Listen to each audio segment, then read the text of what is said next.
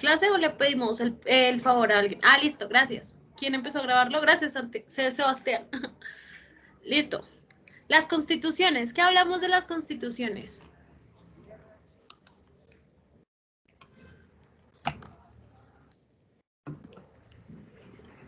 Listo, ¿qué más? Los partidos liberal y conservador. Bueno, ¿y qué más dijimos? O sea, ¿qué nombramos de las constituciones? Primero, ¿las constituciones son qué? ¿Son producto de qué? Son cartas de batalla, ¿no? Son cartas de batalla. ¿Por qué son cartas de batalla? Porque cada que ganaba uno, imponía como lo que se iba a regir por ese periodo de tiempo, cómo se iba a llevar a cabo, bueno, la Ujú. organización del país. Efectivamente, porque después de que terminaba una batalla liberales y conservadores, pues nada, el que ganaba era el que se quedaba al fin con la constitución que iba a imponer. Por eso es que en este periodo de la historia tenemos tantas constituciones. Aquí no adivinan qué vamos a ver hoy. No, mentiras, aquí no adivinan, no, ustedes debieron haber visto el temario. ¿Cuál es el tema de hoy? Es un tema que me encanta, me apasiona con el corazón. Y de hecho escribí hace como un año un artículo académico también del tema que hoy vamos a tratar y pues me gustaría que me digan qué tema vamos a tratar.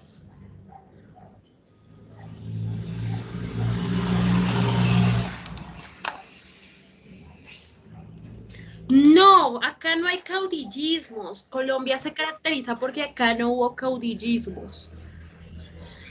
No, periodo de la historia todavía no hemos llegado allá. Vamos a cerrar, nos faltan 2 clases para poder cerrar siglo XX. Y ya cuando empecemos a hablar siglo XIX, ahí sí vamos a tocar guerrillas, ahí sí vamos a tocar Bogotazo. Voy a hacer un espacio multidisciplinar, de una vez los invito, lo más probable es que haga un espacio multidisciplinar sobre paramilitarismo para que alisten, saquen todos esos argumentos antifachos y participen en mi espacio multidisciplinar. Bueno, pero por el momento, no. Entonces, los que quieran participar en este espacio de paramilitarismo que les tengo preparado, primero, ¿qué tienen que hacer? Pues tener sus cámaras porque vamos a hacer un conversatorio, no vamos una clase, va a ser conversatorio, bueno. Y pues nada, ninguno atinó. El examen es dentro de 9 días, marica, sí. Es que ese es el problema. Yo tengo una confusión y es que me falta mucho temario todavía. Me falta la mitad del temario, me falta todo siglo XIX.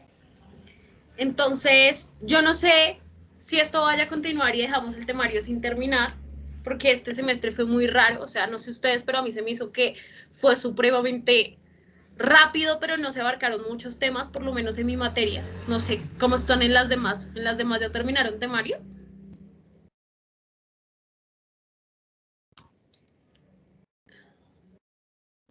En las demás no han terminado temario. Eso también me preocupa, o sea, ¿sabes?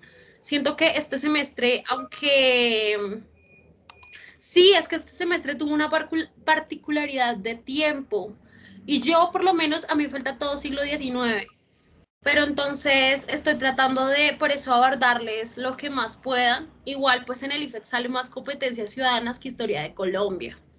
Pero igual, si ustedes sienten que ya después del IFET no quieren volver a saber nada de la materia y demás, pues ustedes me pueden decir. Yo voy a cumplir con cada jueves de 11 a 1, darles su clasecita de historia y nosotros terminaremos temario cuando lleguemos a Estado Social de Derecho. Ahí dejaré de dar clase porque esa clase ya la vimos en Ciencias Ciudadanas, entonces no tiene sentido. Nos quedan más o menos 5 clases, o sea, tampoco es mucho. Yo creo que terminaremos a finales de noviembre, o sea, tampoco es tanto. Pero igual, si no quieren, ustedes me dicen. Bueno, algo también que les iba a decir a las personas que están viendo Ciencias Ciudadanas, creo que ustedes van a tener reposición de física. Si no estoy mal, van a tener reposición de física el sábado. Entonces necesito que me confirmen si van a estar el sábado en la clase o por el contrario, pues tienen la reposición de física. Bueno, Es que creo que va a ser el domingo, el lunes, diré, el lunes festivo, entonces todo listo, una vez. entonces nos vemos bien. Listo, no alargando más esto y porque yo tengo 2 parciales ahorita que me están esperando, vamos a empezar. Este tema me apasiona mucho porque como muchos saben, yo no creo mucho en la iglesia, tengo mis razones y mis convicciones, pero hablar del tema de la iglesia es algo que me gusta mucho. Entonces, ya vimos la colonia, ¿cierto? Ya vimos todo este proceso de independencia, ya vimos los partidos políticos y ahora vamos a ver cómo se manejaba la política y la sociedad a mediados de siglo. ¿Están viendo la pantalla? ¡Yujú! Sí, se ve. Sí, Pi. Porque se me traba el computador y no me quiere pasar de diapositiva. Pero bueno. Ahora se ve negro. ¿Se ve negro? No. Ya ahora sí. Ya. Ahora se pasó todo, por Dios. Entonces, ¿qué vamos a ver? ¿Cómo se manejaba la política y la sociedad a mediados de siglo? ¿Qué siglo? Pues el siglo XX, porque todavía no hemos entrado al siglo XIX. Nos faltan 2 clases para entrar al siglo XIX. ¿Cómo creen que se manejaba la política y la sociedad a mediados de siglo en base, pues, digamos, a lo que ya hemos visto nosotros? ¿Cómo creen? ¿Qué se les viene a la cabecita?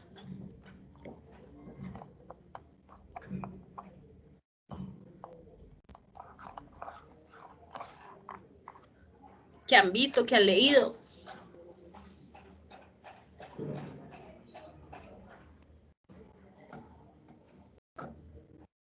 No, nada, no se les ocurre absolutamente nada. Listo. Pues entonces, ¿qué vamos a ver en este periodo del tiempo? ¿La iglesia es de suma importancia? ¿Sí o no? ¿No? ¿Sí? Sí. ¿Por qué es importante la iglesia?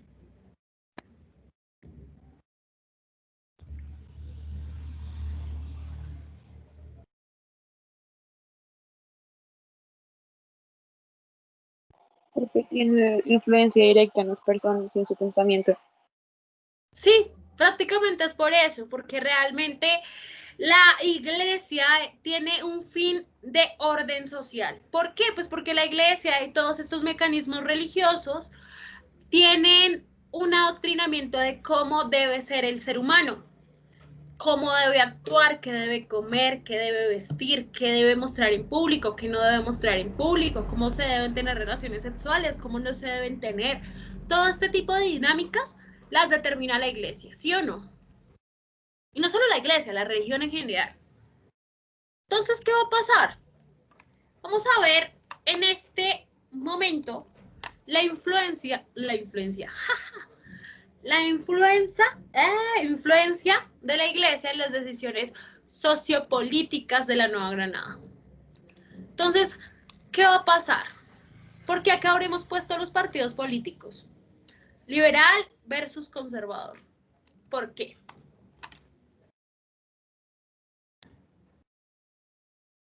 ¿Qué hablamos la clase pasada de partidos políticos?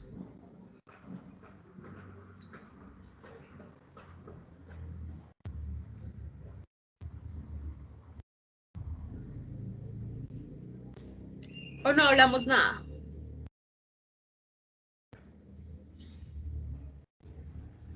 ¿Cuál era el ideal del Estado del Partido Liberal?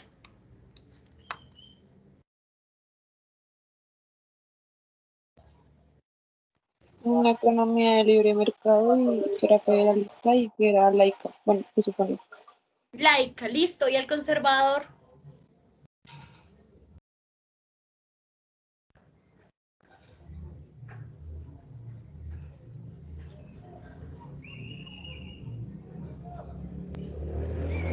Era todo lo contrario, ¿cierto? Ellos eran centralistas, ellos querían un mercado proteccionista y lo más importante, querían mantener las relaciones con la iglesia.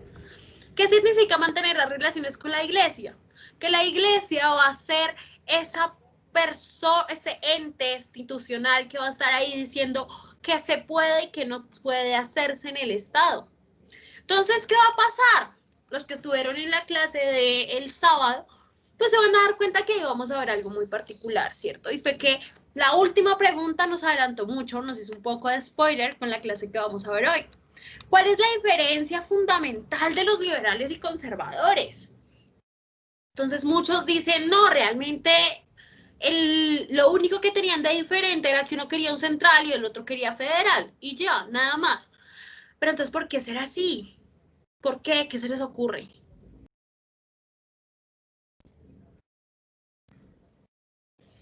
¿Qué podrá ser? Porque si vimos en el papel la clase pasada que hay tantas diferencias entre ambos, pues la gente dice, al fin y al cabo solo hay una. Y es que unos quieren centralismo y el otro quiere federalismo.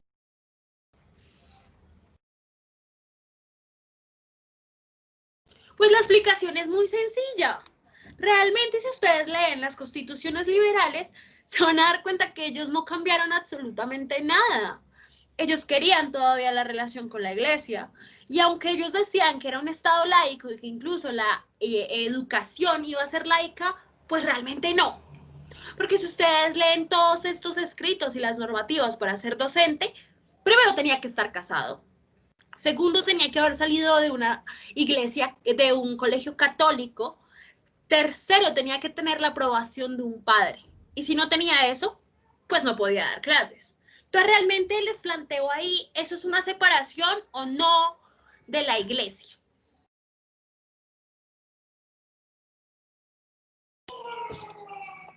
No, señora. Señorita, y no, realmente no, ¿cierto? O sea, eso es como la misma mierda, solo que ahora ellos se las dan de que son laicos. Pues eso Otra mismo de decía las cosas, Gaitán, ¿no? ¿cómo? Gaitán decía lo mismo, que ellos eran lo mismo, solamente que uno, Exactamente lo mismo. Entonces, ¿qué pasaba? ¿Y por qué la clase pasada decíamos que los liberales y conservadores eran los mismos, solo que unos iban a la misa a las 7 de la mañana y los otros iban a las 12? Pues, ¿qué pasa? ¿Y por qué es importante esto, digamos? ¿Qué se hizo la pantallita? ¿Se dejó de compartir pantalla? Sí. Sí, sí. Entonces, ¿qué va a pasar? ¿Y por qué esto va a ser tan importante? Y es que resulta que si ustedes se ponen a analizar y ponen a pensarse en personajes importantes, tanto del Partido Liberal como del Partido Conservador, se van a topar con que los dos eran iguales. Voy a colocar un ejemplo. El ejemplo que a mí me encanta es el de Rafael Núñez. ¿Quién tiene la referencia o quién sabe quién es Rafael Núñez? Y si no lo saben, deberían Ser cuestionarse. presidente conservador, ¿no? Y lo revocaron, si no estoy mal, por golpe de Estado. No, el que fue, entre comillas, por golpe de Estado fue Gustavo Rojas Pinilla. Y no, este señor era de corte conservadora, efectivamente. Fue de corte conservadora y el tipo hizo la Constitución de 1886, el símbolo más grande del Partido Conservador. ¿Qué pasa con este man y por qué será tan curioso? Pues que resulta que en sus años de juventud él perteneció al Partido Liberal. Él luchó en las guerrillas liberales. Él fue liberal. ¿Se lo creen o no se lo creen?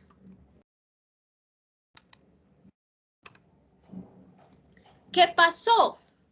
Porque el tipo de repente se vuelve conservador. Pues porque la vida lo puso ahí. Y vamos a darnos cuenta que más o menos cuando él tenía 20 años, él era un liberal de pura cepa. Y él creía en el liberalismo. E incluso estaba en contra de la iglesia también. Y con el paso del tiempo, él va a luchar en esas guerrillas liberales y va a hacer incluso que se formalice este partido liberal. Pero entonces, una de las explicaciones que dan es que cuando uno es joven, es mamerto, cuando uno es joven es libre, cuando uno es joven, tiene aire de cambiar las cosas, ¿cierto? ¿O no? ¿Ustedes qué creen?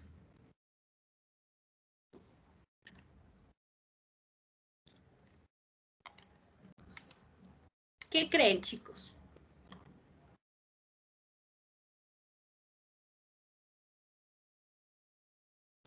Háblenme, si no me hablan, yo no voy a continuar.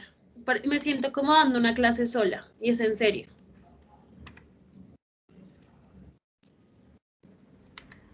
Listo, Juan dice que no. ¿Por qué no?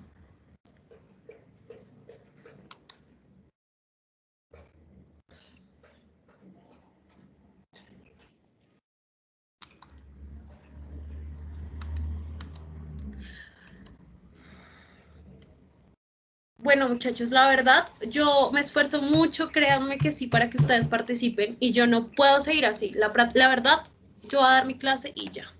No les voy a seguir insistiendo que participen. Pues resulta, A ver, yo quiero hablar, yo quiero hablar, yo quiero hablar. Yo digo que no, porque, o bueno, yo lo veo de la perspectiva de ahorita, ¿no? Y pues yo estoy opinando desde un punto del que yo soy joven, como lo estás diciendo. Pero yo creo que no. Yo he visto muchas personas así ya mayores y todo eso. Y como esa chispa todavía la tienen, pero como siempre, por decirlo así, nos mantienen ocupados, se va como desvaneciendo eso. pero la chispa está. La chispa de Sí, intentar cambiar algo está presente. Y la verdad es que eso se ve mucho en los jóvenes. Nosotros los jóvenes tenemos ese aire de que podemos cambiar las cosas. Y esto que pasa y este fenómeno se explica realmente porque uno cuando es joven cree muchas cosas. Cree que el mundo realmente puede cambiar. Entonces vamos a encontrar personajes de la historia como Rafael Núñez. ¿Qué pasa con Rafael Núñez? Pues que él estuvo en el Partido Liberal, luchó en las guerrillas liberales y estuvo presente en este proceso. Pero de un tiempo para acá, y más específicamente cuando el man fue presidente, pues nada, él cambió el chip, cambió totalmente y se volvió conservador. Y empezó a creer en todas estas costumbres conservadoras. Entonces los historiadores dicen como no, pues es que lo que pasa es que cuando uno es joven, uno cree como en ideales liberales, en este caso de hace 200 años, pero ahora también se puede ver, porque es que hay muchos chicos que pueden decir, yo soy de izquierda totalmente, y bueno, vamos a ver gente supremamente roja, pero que después de que entran al mercado laboral y se gradúan y ven que realmente no tienen mucho empleo y que el único lugar donde le dan trabajo es en el partido de la U, como el caso que les comentaba, pues se van volviendo más conservadores y se van dando cuenta que de pronto el sistema o esta sociedad no es como la pintan. Entonces yo me estoy volviendo un poco más conservador. Eso aplica en la mayoría de los casos, evidentemente no en todos, y vamos a verlo con el movimiento hippie y demás, muchos movimientos sociales que han pasado, pero esta es una de las explicaciones que se le da. Pero entonces vamos a ver, y era algo a lo que quería que llegáramos todos, y es que este man no siempre tuvo este proceso. Imagínense que estaba muy mal visto, evidentemente, que una persona que perteneciera a la Iglesia Católica se divorciara y más que eso, pues se consiguiera otra esposa, ¿cierto? O sea, eso era súper mal visto, era lo peor que podía pasar. Pues Rafael Núñez, siendo presidente de la República, si bien no se divorció, pues porque pertenecía a la Iglesia Católica, sí dejó a su mujer y se fue a vivir con otra. Y se casó. ¿Cómo se habrá casado este hombre? Como no van a responder, lo respondo yo. Él fue el que patrocinó o el que trajo el matrimonio civil, o sea, el matrimonio por el Estado, a Colombia. Y él, como quería y tenía tantas ganas de casarse con su nueva esposa, él se casó por lo civil con ella. Pero entonces una anécdota hasta graciosa, y es que resulta que el man era presidente y él amaba demasiado, pero la adoraba muchísimo. Y pues la gente, las señoras chismosas y un montón de gente, pues se hacía como, siempre hacían comentarios que esa era la otra, que esa era la moza, que esa era, mejor dicho, nadie la soportaba. Y dicen que ella un día estaba triste, estaba muy, muy triste y entonces él le dijo, pero ¿qué te pasa? Entonces ella le dijo, como no, lo que pasa es que realmente nadie quiere hablarme, nadie me respeta, nadie quiere que yo sea tu esposa. Y de hecho nadie siquiera me mira. Él llegó, le limpió las lágrimas a su esposa y al siguiente día el man sacó una moneda con la imagen de su esposa. Entonces, así nadie quisiera verla, todos tenían la obligación de verla. Pues, ¿por qué? Porque la moneda tenía el rostro de su esposa. Esa es una de las anécdotas que hay. Entonces, este man realmente, vamos a ver si él quería realmente la Iglesia Católica y suceda a los conservadores, o por el contrario lo tomó como oportunismo. Y eso también lo podemos ver en la actualidad, ¿cierto? Yo les decía hace 8 días como no, pues realmente es que los partidos políticos no son líderes o realmente no se ha caracterizado por seguir sus ideales, por lo menos acá en Colombia. O sea, vamos a ver que hay gente que cambia de partido todo el tiempo. Hay gente que usa incluso los partidos políticos para ganar más votos. Entonces, todo este tipo de dinámicas políticas, no crean que son actuales, no crean que son del siglo XXI en el que estamos, sino que realmente vienen de hace rato. Y que de hecho esos tipos de líderes políticos son los que heredamos y pues realmente es el tipo de política que nosotros estamos manejando. ¿Hasta aquí alguna duda?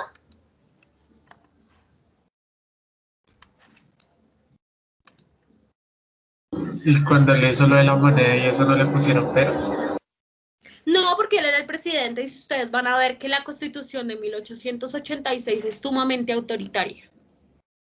En ese tiempo no existía el Banco de la República, que actualmente es el único que puede emitir billetes, el único que puede emitir moneda. Si alguno quiere leer la Constitución de 1886, me dice y yo se la paso. Listo. Entonces ya vamos a ver que la iglesia también tenía hasta influencias de alguna u otra manera en los partidos, llámese liberal o llámese conservador, ¿cierto? Entonces vamos a ver un poquito más sobre la iglesia como elemento de control social, sin embargo, pues lo voy a pasar un poco por encima, pues porque ya lo hemos citado mucho. Y es precisamente que la iglesia va a dominar y va a hacer visible a quién se le puede y no se le puede hablar, qué se puede y qué no se puede decir. Incluso va a estar muy ligado con esto, con la prensa. La prensa, ustedes saben que es prácticamente el cuarto poder, ¿verdad? Pues en este momento de la historia, la iglesia estaba y dominaba los periódicos locales. Entonces, de alguna u otra manera, para poder tú publicar un artículo, tenías que tener la autorización de la iglesia, si no podrías caer en el riesgo de que la iglesia te censurara. ¿Cómo hacía para censurar la iglesia? Pues fácil. Ella tenía una ventaja inmensa. ¿Cuál podría ser?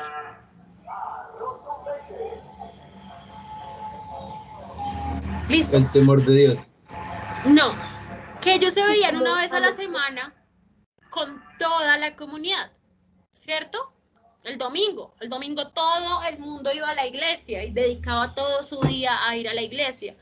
¿Y qué pasa cuando se recita algo en la misa? Cuando se recita algo en la misa, nadie lo contradice, absolutamente nadie. Entonces, ahí vamos a darnos cuenta que si algo publicaban acá que no era del agrado de la iglesia, pues sencillamente ellos lo iban a censurar. Iban a tratarlos de que se iban al infierno y lo iban a manipular con todos esos procesos morales y éticos que tiene la iglesia. Entonces, quisiera que me respondieran. Si no, pues no hay problema. ¿Ustedes creen o sienten que eso solamente pasó en esta época o que todavía existen estos procesos de censura? Aún es- Sí, digo que sí. Aún están, ¿cierto? Y vamos a ver que ahora no solamente está la Iglesia Católica, la verdad es que todo el tipo de instituciones religiosas siempre han intentado censurar. Pues ¿por qué? Porque todo lo que está en contra de la Iglesia, en contra de la religión, pues está mal. ¿Por qué? Pues porque es un elemento de dominación social, es un elemento de orden social. La iglesia va a jugar en esto y por eso va a ser importantísima la iglesia y por eso es que no se puede pensar un Estado sin pensar en religión, no se puede pensar un Estado sin pensar en ética y en moral. Entonces, ¿qué va a pasar con la iglesia? Se va a convertir en un elemento de orden social, que va a jugar a favor de los partidos políticos. Efectivamente, porque es que los partidos políticos son los que cuando lleguen al poder, pues van a tomar las decisiones. Y si yo me los echo de enemigos, pues lo más probable es que me cierren mi lugar o me hagan pagar impuestos. ¿Las iglesias pagan o no pagan impuestos?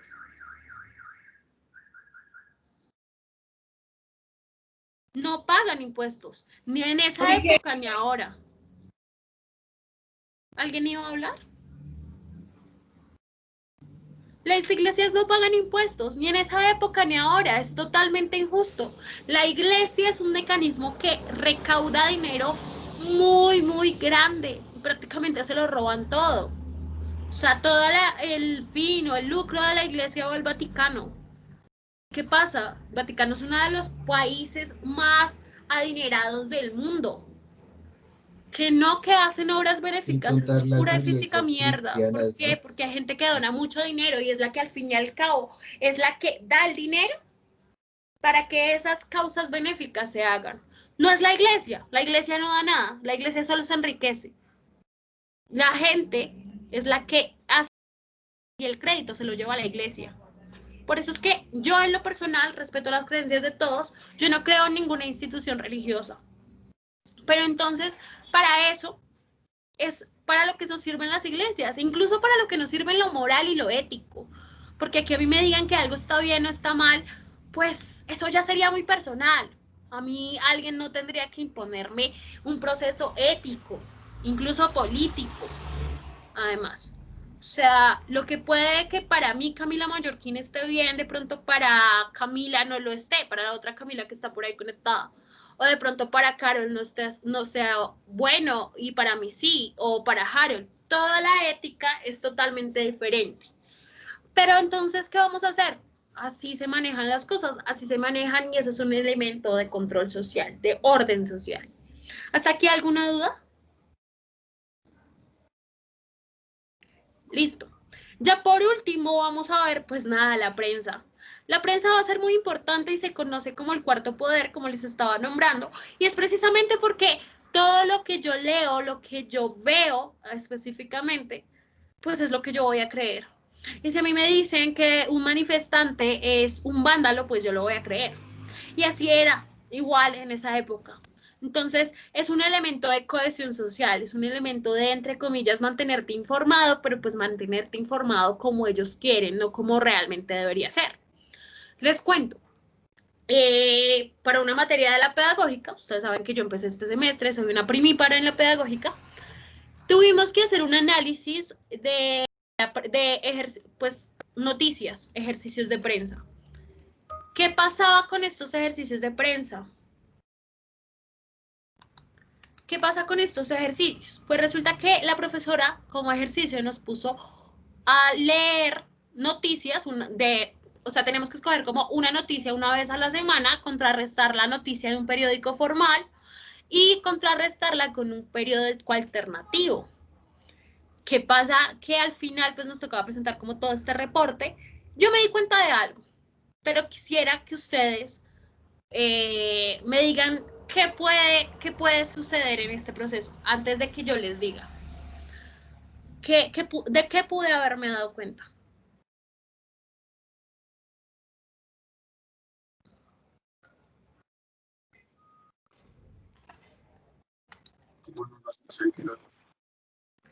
¿Cómo? No se te escucha.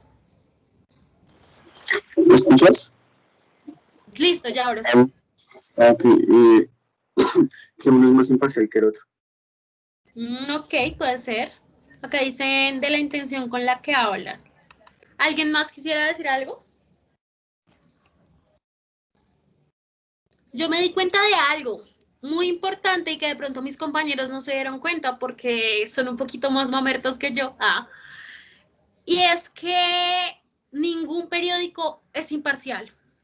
El periódico formal, pues, es supremamente facho, es déspoto, además, es muy morboso. El morbo no solo se refiere al sexo, pues, sino a todo este tipo de dinámicas sociales que aumentan como ese cosito que los seres humanos tenemos y son muy morbosos. Así son los periódicos formales en este país. ¿Qué pasa con los alternativos? Los alternativos caen en algo y es que son muy de corte muy roja, son de corte muy comunista, son de corte muy socialista además. Entonces, ¿qué pasa? ¿Eso está bien o está mal? ¿Ustedes qué piensan? Yo creo que está mal, ¿Por qué está mal? porque la gracia es informar cómo ocurren las cosas tal cual son. Pero si tú le pones tu punto de vista, ya estás queriendo informar y quieres que las personas también tengan ese punto de vista. Entonces, por eso también acá es muy mala la información, porque al ponerle el punto de vista distorsionan mucho lo que realmente sucede. Efectivamente, lo que dice Carol es cierto. Las noticias en Colombia rara vez son imparciales. Todas tienen su punto de vista y su toque político. Está supremamente mal. Es una falta de respeto total, tanto que periódicos alternativos como periódicos formales no den la noticia de la manera más imparcial posible. Si bien uno es ser humano y hay múltiples teorías de la imparcialidad, uno tiene que tratar de ser lo más imparcial posible. Yo no me considero, pues yo estoy en proceso de formación docente, yo no me considero que sea una docente imparcial. No he podido hacerlo, lo he intentado. No puedo ser imparcial, perdón. Lo he intentado, pero creo que todos en nuestra vida caemos en ese error de no ser imparciales. Es algo que he tratado y con lo que he luchado porque yo sí me voy a dedicar a la docencia. ¿Cuál es el mejor periódico de Colombia? Pues eso es muy relativo. Eso es muy relativo realmente. O sea, vas a encontrar el periódico El Tiempo, que es supremamente facho, pero que da las noticias de la mejor manera y no se nota tanto el fascismo, al igual que El Espectador. Para mí existe un periódico que se llama Colombia, ay, ¿cómo se llama? Espérame, ya te digo el nombre. Dame agua. De hecho, este lo leí este semestre porque no lo había encontrado. Dame, ya te digo el nombre. Sí, además que los periódicos universitarios también son muy buenos, igual que las radios universitarias, tratan de ser imparciales. Pero entonces, ya te digo el nombre de la noticia, se está abriendo el archivo. Pero lo importante es precisamente eso, ver que las noticias, así lo traten, no son imparciales y además son un medio de dominación social. Los medios son un elemento de cohesión. Y cuando una persona, como en la sociedad de la época de la que estamos hablando, pues no sabe leer ni escribir, pues se va a creer todo lo que le digan, ¿cierto? Porque ustedes no crean que los periódicos van a ser para todos, ¿cierto? Por algo existía la figura del pregonero, ¿cierto? El pregonero era aquel que estaba en la plaza y leía las noticias. Pero entonces, al yo no saber nada, pues me va a creer todo lo que me cuentan. Pero es que acá en Colombia el uso de los libros pues fue bastante limitado. Y de por sí, pues las tasas de analfabetismo en Colombia en esa época oscilaban en un 97%. Entonces, imagínense. ¿Hasta acá alguna duda?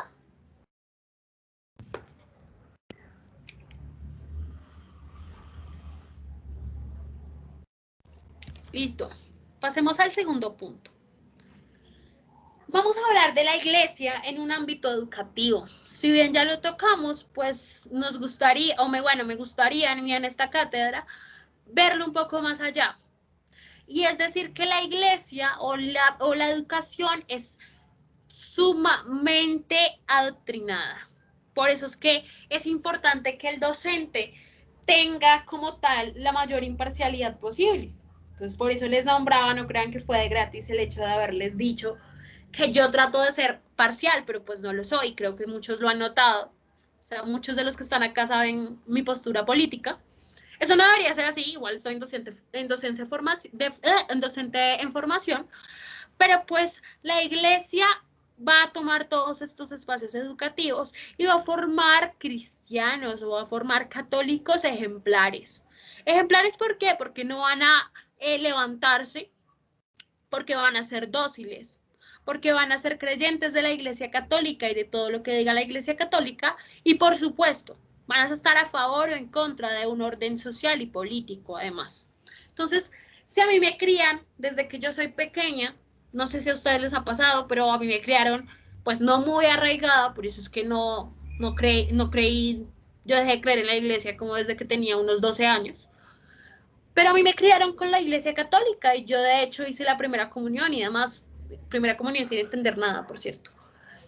Y resulta que yo creía que si de verdad uno no le contaba como todos sus pecados al Padre, realmente a uno le iban a pasar cosas malas.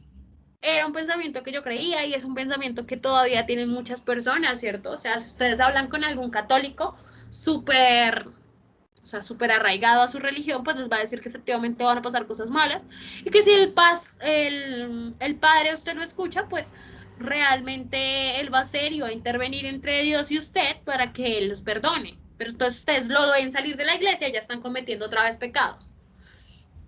Y eso pasa desde pequeños, y a mí me crían con cierta perspectiva del mundo, pues es, por lo general, no en todos los casos, esa perspectiva del mundo yo la voy a mantener. Y de hecho, les coloco también un ejemplo, otro ejemplo un poco más, digamos, como... Otro ejemplo que les doy, si en este momento yo a ustedes llego y les digo, muchachos, la Tierra es plana, ¿ustedes qué van a decir? No, tío. No, ¿cierto? La Tierra no es plana. Y si yo a ustedes les digo, no se hicieron todas las investigaciones y la Tierra es plana.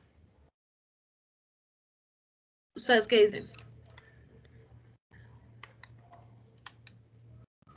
Pues van a seguir diciendo que no, porque después de todo ustedes ya saben que la Tierra no es plana, que la Tierra es como, no es redonda, es como ovalada, súper extraña. Pero prácticamente uno se queda con esas, digamos, esas creencias que uno tiene desde pequeño. Si de pronto ustedes vienen y les dicen que el coco va a venir a jalarle las patas, pues puede que usted ahora ya no lo crea, pero cuando era chiquito sí lo creía. ¿Por qué? Pues porque uno va cambiando, pero igual hay cositas que se van quedando en uno. Y por eso la educación es un método de adoctrinamiento. Además, por lo que les decía, si yo a ustedes les mando a leer El Capital de Marx, pues va a ser muy difícil de entender, pero ustedes se van a transformar de pensamiento, obviamente, porque leer El Capital, yo no lo he leído completo, no tengo los conocimientos todavía para entenderlo, pero es un planteamiento supremamente de izquierda y de alguna u otra manera usted va a entender las cosas y las va a entender distintas. Entonces, si me hago entender por qué es un método de adoctrinamiento.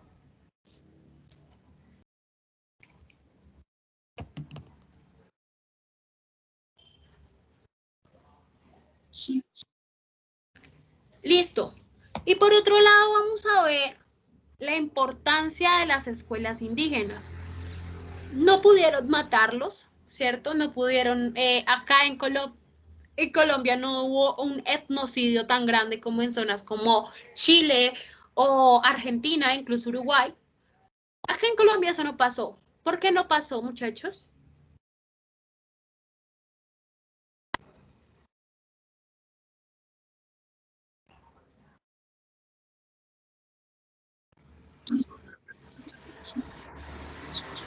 Se escucha muy lejos.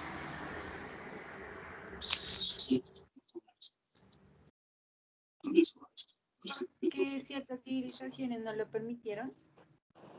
¿Por qué? Discúlpame. ¿Puedes hablar más duro, por favor? Porque ciertas civilizaciones no lo permitieron. Hay una figura en particular muy importante. Lo vimos cuando vimos como formas de trabajo.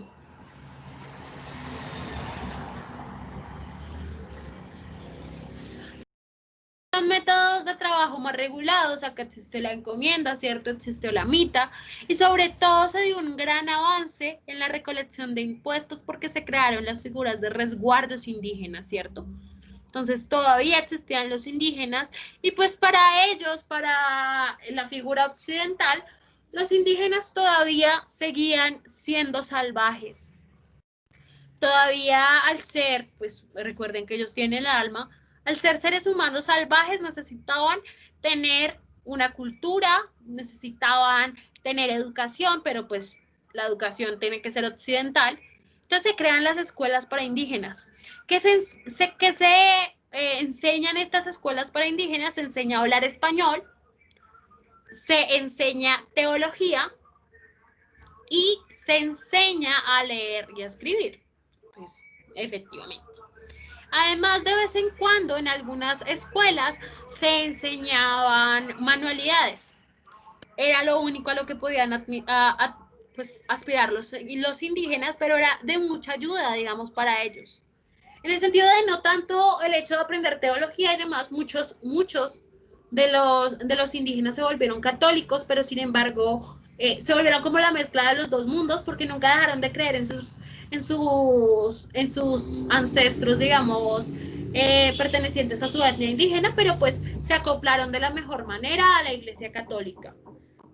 Y eso todavía se conserva en muchas religiones, que ellos también creen en su etnia indígena y en todas sus creencias ancestrales, pero también creen en la Iglesia Católica.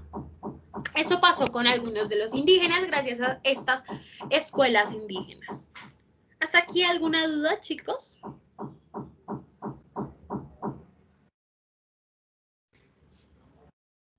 Listo. Y ya por último vamos a ver, y era algo que ya les había explicado un poquito al comienzo de la clase, y es realmente la constitución política o el Partido Liberal, pues nos hablaba sobre una separación de la iglesia y una del Estado. Pues ya dijimos que no. Y no solamente porque pues se usaban y además que los liberales creían en la Iglesia Católica, sino porque también al ver la importancia y la influencia que tenía la Iglesia Católica en esto, pues lo que ellos decidieron hacer fue decir, bueno, está bien, vamos a trabajar juntos porque pues ninguno puede estar en contra del otro, entonces vamos a hacer una cosa, vamos a hacer un Estado laico, pero no va a ser al 100%. Ustedes todavía van a tener la educación, que es supremamente importante. Ustedes van a tener todas las obras benéficas, o sea, van a tener todo este proceso de los hospitales, van a tener los orfanatos, van a tener todas estas obras sociales que el Estado no le gustan y no quieren tampoco. Y yo, por el contrario, me voy a ocupar de ser una entidad que toma decisiones, o ser un algo que toma decisiones en el Estado, que sea así, que no se hace. Si a usted no le gusta algo, pues está bien, pero démonos pasito. O sea, yo no me meto en lo suyo, usted no se meta en lo mío, démonos pasito y así nos llevamos muy bien.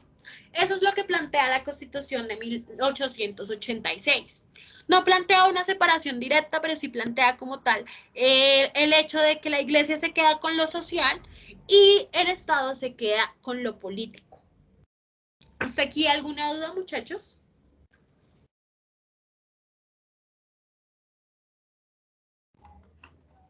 Listo. Listo, ya como último y tercer punto, porque esta clase la terminamos supremamente rápido, no sé por qué. Pues vamos a ver la iglesia como institución administrativa. Entonces, ¿qué se les viene a la cabeza cuando yo les digo la iglesia como institución administrativa?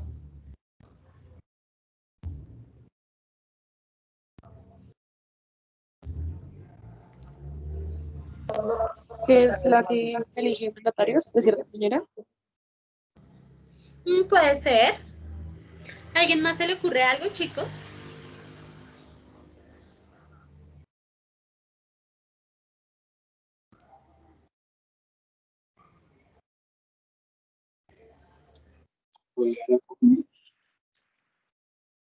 ¿Cómo?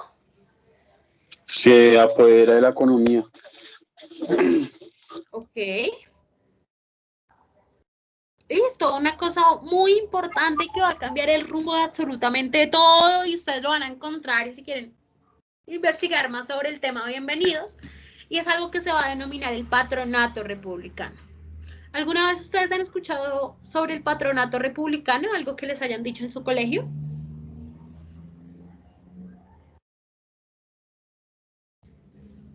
Yo recuerde. ¿Alguna vez en su colegio les hablaron sobre el patronato republicano? A mí no. No. Y si yo a ustedes les nombro el concordato, ¿saben qué es? Eso es más común.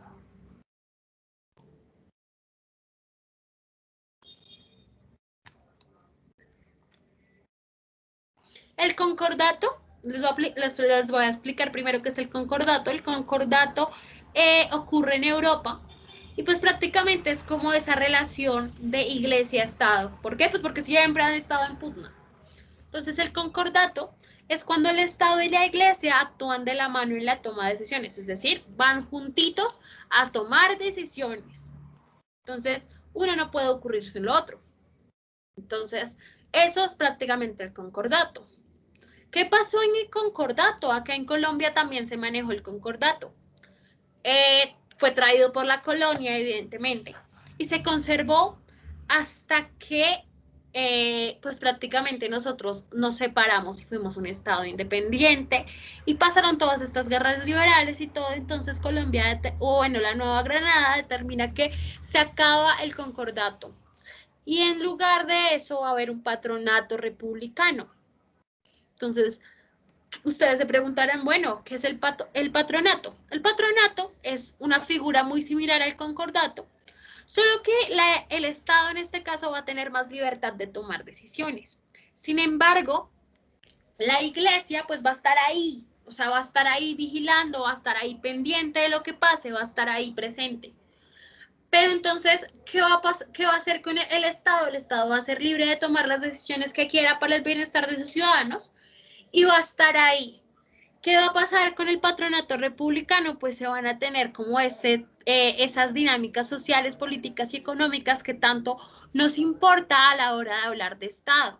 Y la Iglesia, por supuesto, va a intervenir ahí. Entonces es como que las dos actúen de la mejor manera y sean amigas.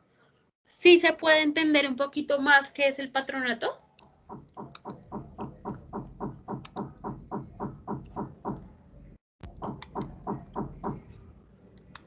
¿Sí? Listo. Asumo por el silencio que es un sí. Ya después vamos a ver la Iglesia, porque es que todavía no se eliminó el diezmo. Entonces la Iglesia va a tener una cantidad de impuestos impresionante, porque ya no solo le van a girar desde el diezmo, no. Esta gente va a ser más abeja. Y ellos van a cobrar por absolutamente todo. ¿Por qué van a cobrar? Pues primero por el servicio que ellos van a dar las obras de caridad, ¿cierto? Entonces, ellos tenían a cargo un hospital, pues de ahí sacaban su platica, tenían a cargo un orfanato, pues vendían a los chinitos, hacían muchas cosas para ganar dinero. Esa es una de las maneras. ¿Alguien tiene el micrófono prendido?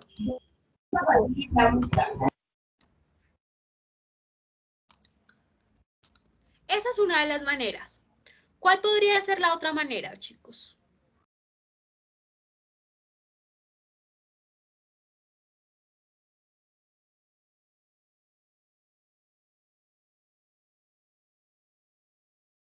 Pues la otra manera es más sencilla todavía. Pues imagínense que esta gente es tan avara y además tan abeja, que si alguien estaba enfermo, pues era por desgracia divina. Entonces ellos empezaron a cobrar por rezar a las personas que estaban en caída, o sea, que estaban en pérdida, o sea, pues en enfermedades degenerativas, que ya definitivamente no había nada que hacer. La persona se iba a morir, entonces ellos le pagaban a las monjitas, les pagaban a los padres para que ellos rezaran. ¿Por qué? Porque si ellos rezaban, pues la enfermedad se iba a acabar por obra y gracia del Espíritu Santo. Esa fue la cantidad de dinero que más ganaron. ¿Cuál es la otra y la más importante y la que efectivamente? Ay, es que se me olvidó el nombre total, o sea, estoy tratando de recordarlo, lo tengo en el... Es la misma que hizo Europa antes, que era como pagar por el perdón, por la confesión, pero no sé si haya sido la misma. Sí, es prácticamente la misma. Todas estas dinámicas pues vienen de Europa y se legitiman más todavía con el patronato. Pero, fue pucha, se me olvidó. Voy a darles la definición y ya ahorita... ¿Insurgencias? ¿Algo así? el nombre. ¿Cómo? ¿Las insurgencias? ¿Algo así se llamaba? No. Es que les voy a hablar ya de otro mecanismo. Y se me fue. O sea, lo tenía en la punta de la lengua. Voy a ver si en mis apuntes lo tengo. Pero... ya. A manos... espérame. se me fue la paloma. Nunca les ha pasado eso. Una duda, ¿estás leyendo los comentarios del chat? Léelo si quieres. Que hay varios comentarios. Pues es que es una especie de concordato, pero no sé a qué se refiere. Y este respondió que es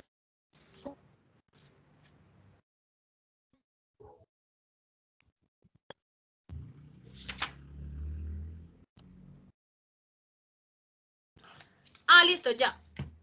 ¿Ustedes se les hace conocida la frase amortización a manos muertas? No. ¿No la han escuchado? Pues resulta que este término, la amortización a manos muertas, es que cuando una persona se muere y no tiene hijos para ir al cielo, todos sus bienes iban a pasar a la Iglesia Católica. Absolutamente todos. Todos van a pasar a la Iglesia Católica. Entonces, si usted se muere y no tiene hijos y quiere el perdón de Dios, o pues incluso si así no lo quiera, ellos decían que iban a rezar por usted y ellos se quedaban con todas las propiedades que usted dejara. Entonces, de ahí que la iglesia se hiciera tan rica y que tuviera tanta plata.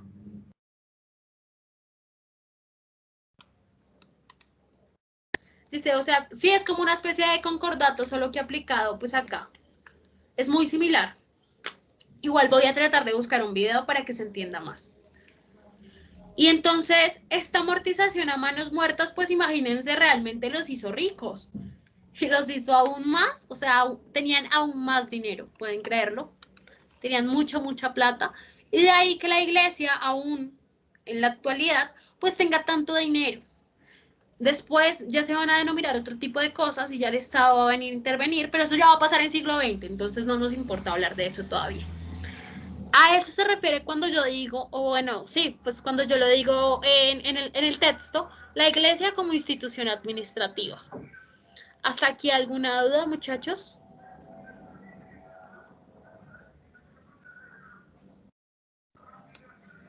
No.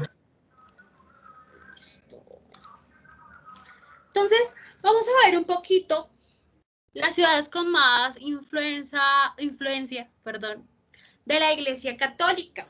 ¿Cuáles creen que sean?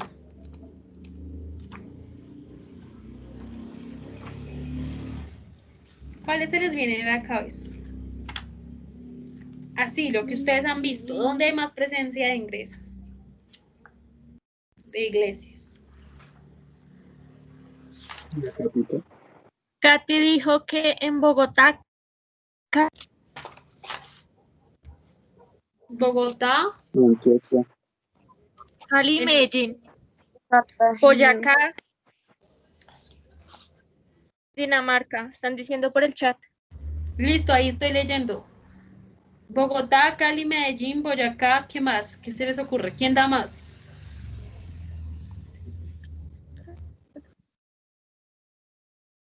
¿Quién se les ocurre, chicos?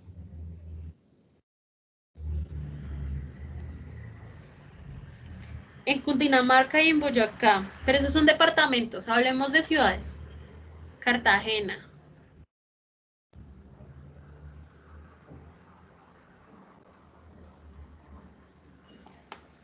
Listo, Medellín. pues vamos. Listo. Te escucho, Brian. No, no dije nada, solamente dije Medellín. Listo. Entonces, en primer lugar va a estar Socorro. ¿Socorro dónde queda? En Santander. En Santander, ¿cierto? Va a quedar aquí. Pues después va a venir la que todos sabemos que va a ser Bogotá. Después va a venir Medellín. Y después va a venir el Cauca, Valle del Cauca. Estas son las iglesias con más presencia, los puntos de Colombia con más presencia e influencia de la iglesia. Algo se me olvidó nombrarles acá, muy importante, discúlpenme por favor, bueno, mal miren los apuntes.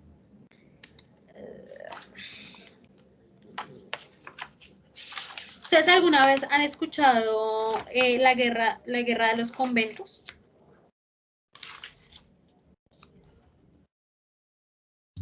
No. No. O O bueno, la Guerra de los Supremos también se conoce como la Guerra de los Supremos.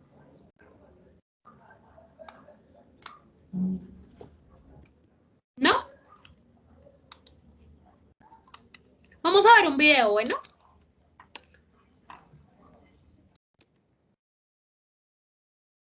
Si alguno lo ha escuchado, pues lo escucho. ¿Pelea de religiones? ¿A qué te refieres con pelea de religiones?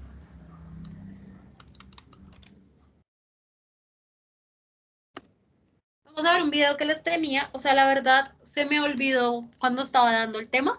Pero eso también, digamos, va con la influencia de la iglesia y digamos que ahí en este video que vamos a ver se va a reflejar por qué la iglesia también era tan importante. Bueno.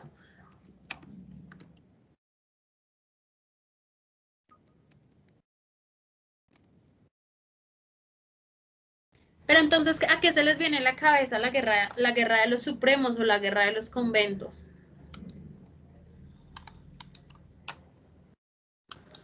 Listo, vamos a ver el video, bueno. Y ahí vamos hablando. Supremamente corto.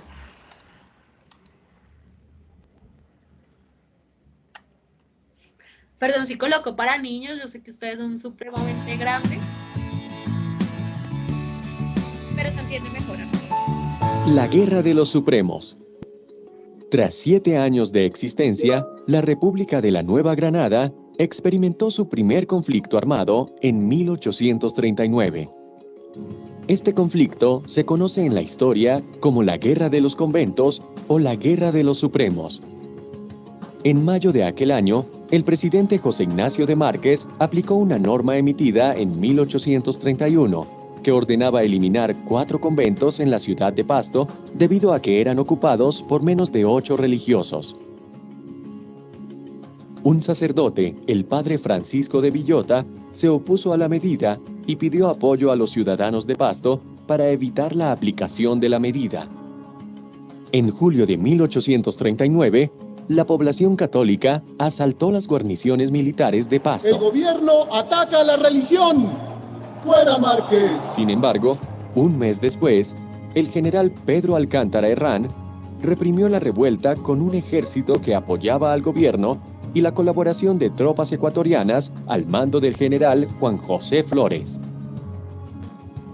En enero de 1840, el general José María Obando, al sentirse excluido del gobierno de Márquez, se levantó en armas en las regiones de Cauca y Pasto y se declaró jefe supremo de la guerra y defensor de la religión católica. En los meses siguientes, varios caudillos regionales que estaban descontentos con el gobierno de Márquez decidieron levantarse contra el gobierno usando como excusa la defensa de la religión.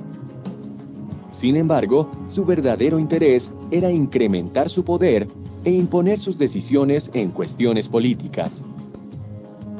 Estos caudillos se hicieron llamar jefes supremos, y por esta razón, el conflicto se denominó Guerra de los Supremos. Soy Manuel González, jefe supremo de la región del Socorro. ¡Marchemos hacia Bogotá! Los generales Alcántara Herrán y Tomás Cipriano de Mosquera comandaron las fuerzas defensoras del gobierno. En marzo de 1842, los rebeldes fueron vencidos y Obando huyó del país.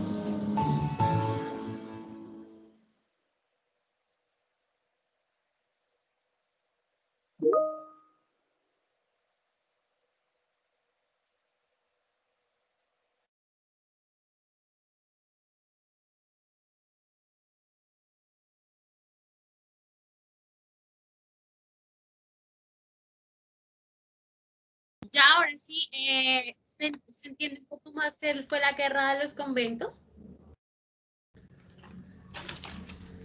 Porque es importante, digamos, para el tema que estamos hablando hoy, que es un poco de la influencia de la iglesia en la sociedad a mediados de siglo y por qué es importante, digamos, esta guerra. Si en el territorio nacional hubo tantas otras guerras, ¿por qué es tan importante esta?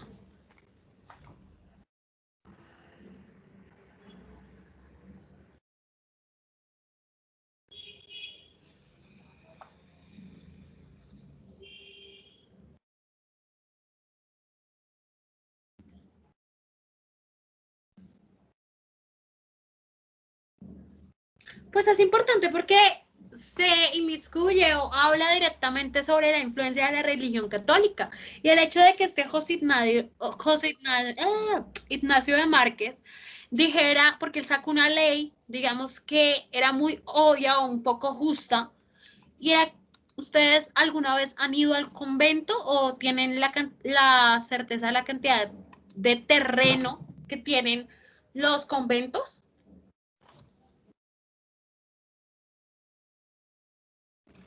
Pues un convento es muy grande.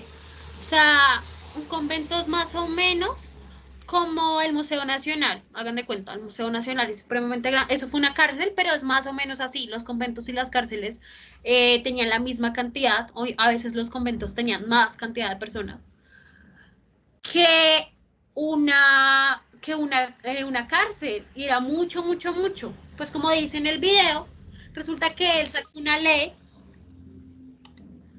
que decía prácticamente que los conventos que tuviesen menos de 8 personas viviendo en ellos, pues tenían que cerrarse y designarse a otras áreas de actividad, o sea, podrían ser escuelas, podrían ser hospitales, podrían ser incluso cárceles, lo que les digo, porque era mucho terreno, o sea, era muy, muy grande para que solo hubieran 8 personas.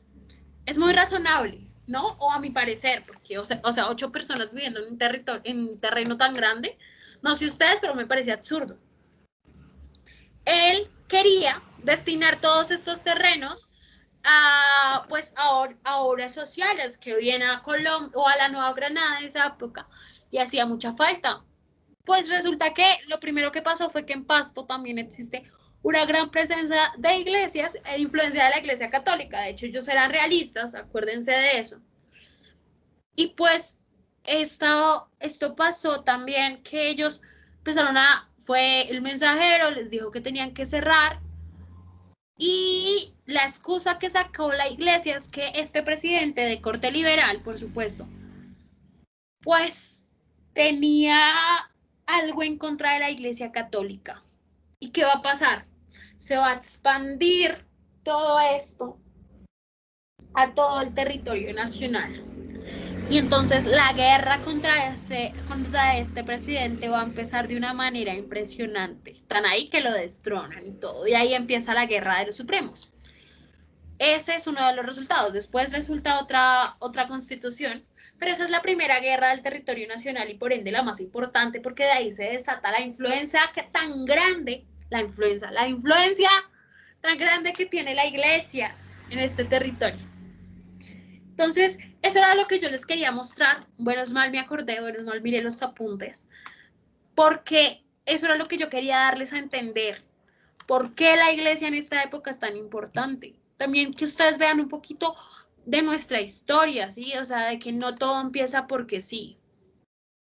Ya por último, pues vamos a hacer algunas conclusiones generales. Pues vamos a ver que la influencia, hoy he tenido problemas con esa palabra, la influencia de la iglesia pues es política y también es social e incluso cultural, pues porque determinan lo que está bien y lo que está mal.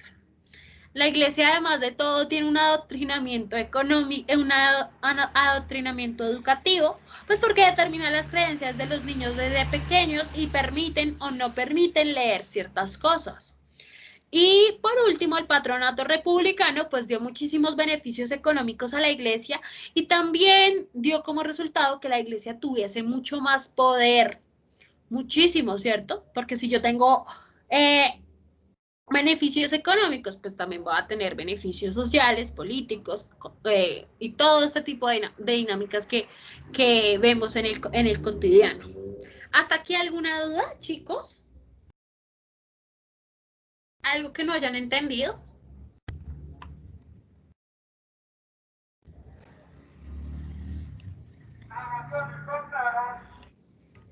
Yo sí tengo una duda, Camila. Señor. Yo no sé si es de esta época o no, pero creo que no. Pero la iglesia cobraba un impuesto, o sea, como unos excedentes del diezmo para purificar su alma o algo así, para que su alma sea limpia o, o se aleje del pecado. más que todo. Sí, esas son las insurgencias de que nos nombraba ahorita la compañera Angie. Todos estos ritos, entre comillas, pero todas estas prácticas por las que la iglesia cobraba, que eran prácticas de sanidad y todo eso, todos estos se denominan insurgencias. Y pues eran, o sea, todo esto lo permitió el patronato también. Por eso es que la iglesia se hizo tan rica y todavía lo es. Todavía tiene mucho dinero. ¿Alguna otra duda, chicos? O, no sé, solucione tu duda.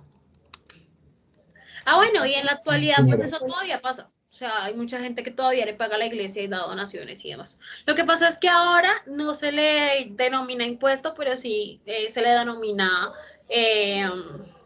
donación, porque ahora todo es donar, ¿cierto? Discúlpenme si en algún momento se sintieron ofendidos con la clase. Este es un tema que me gusta, pero trato de... Entonces, discúlpenme si de pronto alguna persona se sintió ofendida o algo así. Me gustaría saber si tienen otra duda.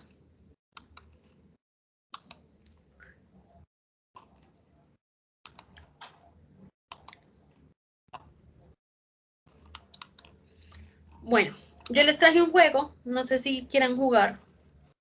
Por eso acabamos. Pero si no quieren jugar, pues ya se habría acabado la clase, bueno.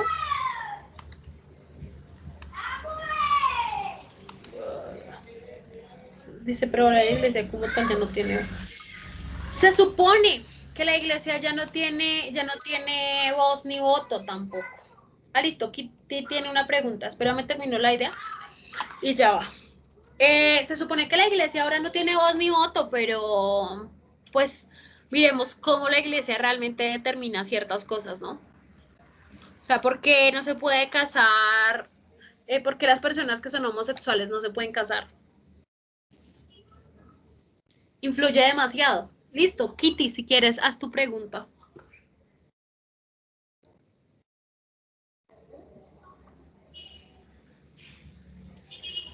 Kitty. Ah.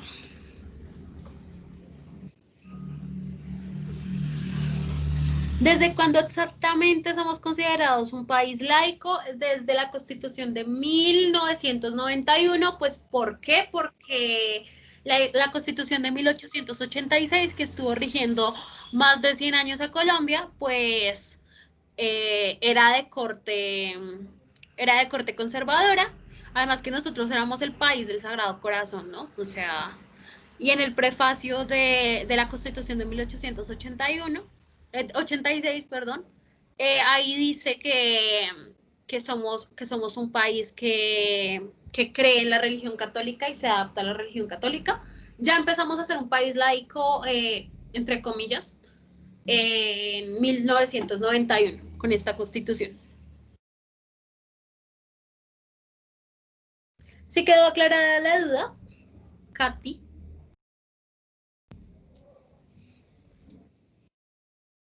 Listo.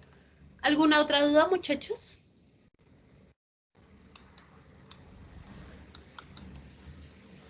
Pues yo les traje un juego súper sencillo, realmente, o sea, es súper sencillo, se llama La Historia Dice, ignoren el nombre de mi compañera. No.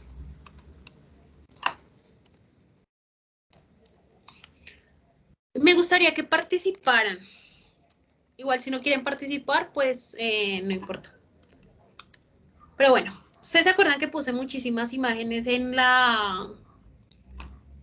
en la, en las presentaciones?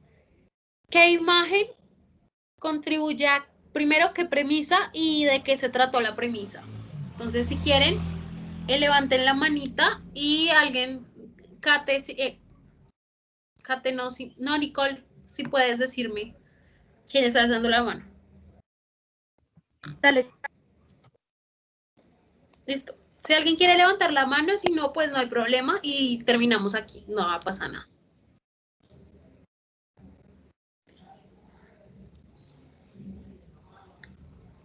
¿Puedo hablar? Sí, claro. Digamos, la mano. creo que pues varias la relacionaría con el patronato republicano, que pues sería, digamos, en conclusión, todo lo que hablamos de la iglesia y pues el poder que tenía en el dominio político, pero más aún en el dominio social. Ok, ¿y qué imagen iría? ¿Cuál es la imagen que pusimos que iba en el patronato republicano? La primerita. ¿Esta? ¿Segura? Ujú, creo que No, sí, pero también está estaba mal. aquí iglesia y Estado. Ay, es esta. Muy bien. ¿Y esta cuál es?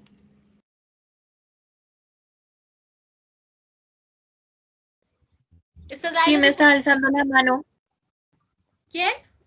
Jimena. Jimena habla. Pues ya, es que el internet está lento, qué pena.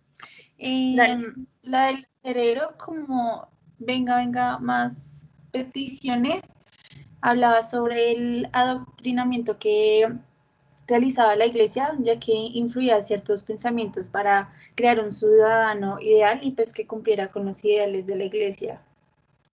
Ok. ¿Alguna otra imagen que te acuerdes? La mano que está controlando a las personas que están leyendo los periódicos es cuando le hace que, además de la iglesia que tiene control social, la prensa también nos persuade y nos manipula con la información que ellos nos ofrecen. Listo, muy bien. ¿Tienes alguna otra o alguien está levantando la mano?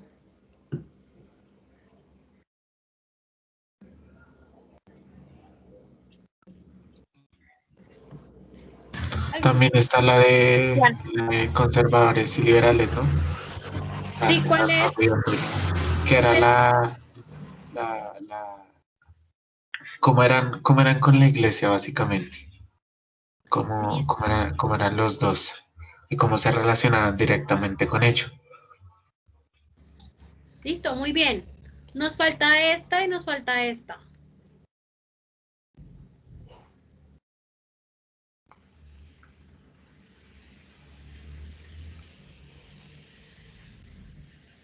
Para la indígena creo que fue cuando hablaste, bueno, de que nosotros porque no habíamos tenido, digamos, como hechos tan violentos en cuanto a los indígenas y pues porque teníamos, digamos, las escuelas y nos referimos también a los temas pasados como que habíamos visto de los impuestos y todo esto va en los indígenas.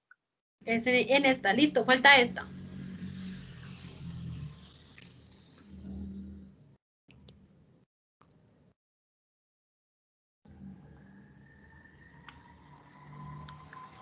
¿Esa no es la censura de la iglesia?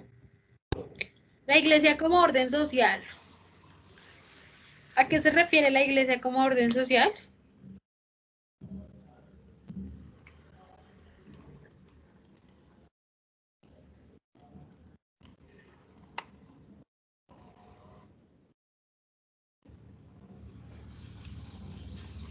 Que nos dice la manera de cómo debemos vestirnos, actuar, e inclusive pensar, ver los partidos políticos que no nos convienen, entre comillas, y los que sí nos convienen. Listo, muy bien. La verdad, como que esta actividad sí fue como súper improvisada, nunca la había hecho con el grupo. Estas diapositivas por lo general fueron para cuando tuve que exponer, por eso estaba el nombre de mi compañera ahí. Estas diapositivas las usamos para ejemplificar como un poco más nuestro artículo, porque lo escribimos en conjunto. Y un tema que me gusta y me apasioné mucho leyendo y escribiendo más. No sé si alguno tiene alguna duda, algo que quiera compartir, algo que quiera decir.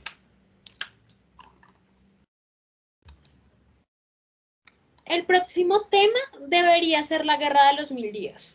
Entonces, ¿qué vamos a hacer? La Guerra de los 1000 días la voy a pasar rápido, o sea, la vamos a ver, pero la vamos a pasar muy rápido. Voy a mandarles un video para que la entiendan más, sin embargo, pues vamos a verla muy rápido para poder empezar ya con siglo XX y hablar un poco sobre la hegemonía conservadora, la economía cafetera y demás. Bueno, como para que podamos ir avanzando y terminando el temario lo más rápido posible. Pasamos por siglo XIX y ya, ahí terminaríamos. Bueno, ¿alguna duda?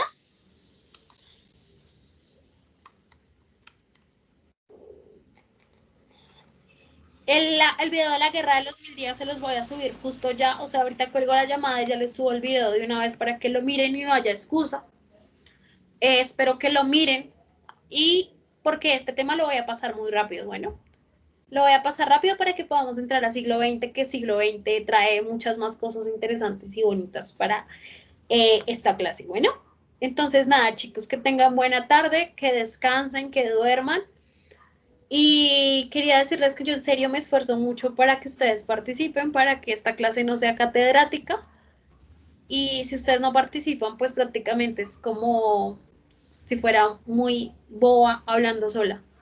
Y si ustedes quieren que ya yo deje de hacer este tipo de dinámicas y ya deje de preguntar y hacer que sea una clase entre los dos, me dicen y yo me craneo las clases más catedráticas si eso es lo que ustedes quieren. Entonces, sí me gustaría que me dijeran si quieren que las haga de esa manera y que ya deje de ser tan fastidiosa preguntando, porque pues me siento como una boba hablando sola. Y nada, es como eso. Nico va a hacer una encuesta anónima. Porfa, Nico, ¿puedes hacer la encuesta anónima? Eh, Dale. y ustedes la responden para que sea anónimo. Bueno, entonces estamos hablando. Chao, chicos, que estén muy bien. Chao, chicos. Chao, gracias, hasta luego. Gracias. Hasta luego, Camila. Gracias por todo.